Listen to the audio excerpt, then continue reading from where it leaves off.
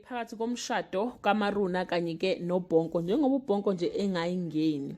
Hello everyone, welcome back to Side Live and thank you so much guys for tuning in. I'm here to update you of what's going to happen on Genesis from the 9th to the 11th or 13th of June 2025 on Monday. An unwanted bride bulldozes her way into pain. The mother celebrates fool's gold while two lovebirds finally share their first kiss on Tuesday. Bonko deals Maruna a card that throws her into a total tailspin. Ishmael failed to make the big move. Gabriel finds himself fighting a Beckley he did not envisage on Wednesday. Maruna tried to resuscitate her marriage with no luck. Felicia's suspicions are triggered by a moment of passion between her two worst enemies. Nobuhle and Ishmael ignore the elephant in the room on Thursday.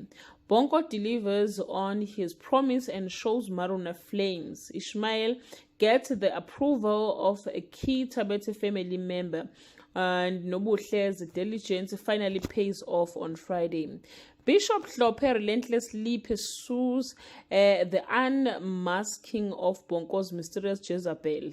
Gabriel faces mounting pressure as his attempt to push back a launch failed dismally.